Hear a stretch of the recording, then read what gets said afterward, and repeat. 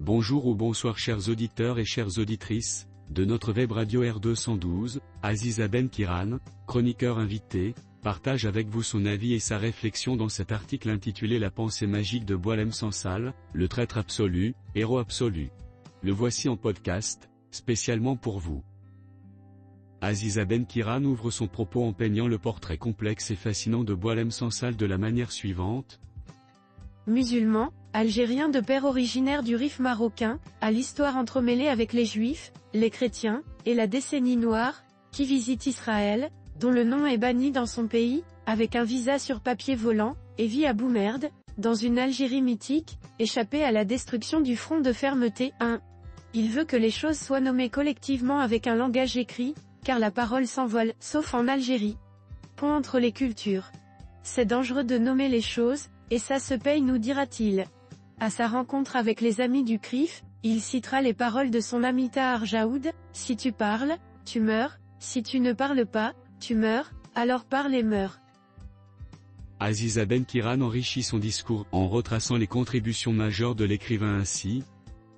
Et il va parler dans une écriture riche, percutante, et provocatrice, à travers « Le serment des barbares », prix du premier roman en 1999.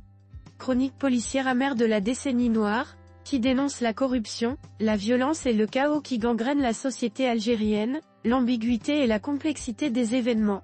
L'enfant fou de l'arbre creux, en 2000, dialogue flamboyant et satirique entre deux condamnés à mort dans une prison algérienne.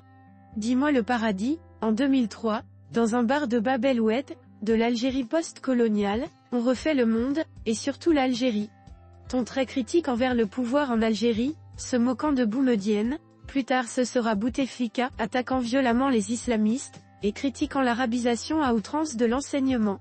Il est alors renvoyé de son poste au ministère de l'Industrie.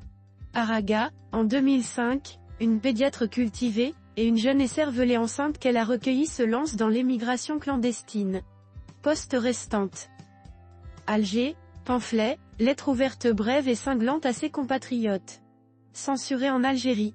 Elle veut mettre en lumière que ce qui se passe en Algérie, a ses retentissements en France. Petit éloge de la mémoire, l'auteur cherche son identité berbère avec nostalgie, en Égypte, la mère du monde, durant 4001 années, au temps des pharaons. Le village de l'Allemand, en 2006, fait le parallèle entre islamisme et nazisme, c'est l'histoire du SS Hans Schiller, qui fut en Égypte après la défaite allemande, puis va aider l'armée de libération nationale algérienne dans sa guerre d'indépendance. En 2011, rue Darwin, où il a vécu à 2 pas de la demeure d'Albert Camus.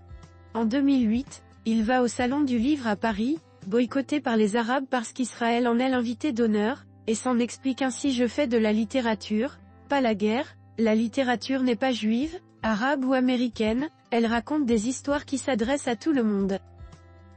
Elle évoque également sa participation au Festival international des écrivains à Jérusalem en 2012 et son rôle dans l'appel de Strasbourg pour la paix, ainsi. En 2012, il raconte avec humour sa participation au Festival international des écrivains à Jérusalem. Du 6 au 8 octobre 2012, Boualem Sansal et l'écrivain israélien David Grossman lancent à Strasbourg, l'appel de Strasbourg pour la paix dans le cadre du premier Forum mondial de la démocratie, organisé par le Conseil de l'Europe. Près de 200 écrivains venant de 5 continents les rejoignent. Et puis il écrit « 2084, la fin du monde », en clin d'œil à George Orwell, roman futuriste qu'il commence ainsi: « La religion fait peut-être aimer Dieu mais rien n'est plus fort qu'elle pour faire détester l'homme et haïr l'humanité ». Le 16 novembre dernier, il est kidnappé à sa sortie de l'aéroport d'Alger, puis emprisonné par les services secrets. Il y a de quoi être préoccupé par son sort, pour ses écrits et ses amitiés.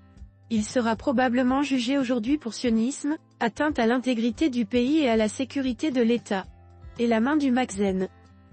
1. Le front de fermeté avec la Palestine victime ou bourreau, Syrie, Irak, Yémen, Libye, Algérie. Rédigé par Professeur Aziza Ben Kiran. Chers auditeurs de la web radio R212, merci d'avoir été à l'écoute de ce podcast et de partager avec nous ce moment d'échange et de découverte. Votre présence et votre fidélité sont notre plus belle récompense. On se dit à très bientôt, si vous le voulez bien. Avec toute notre gratitude, l'équipe de R212.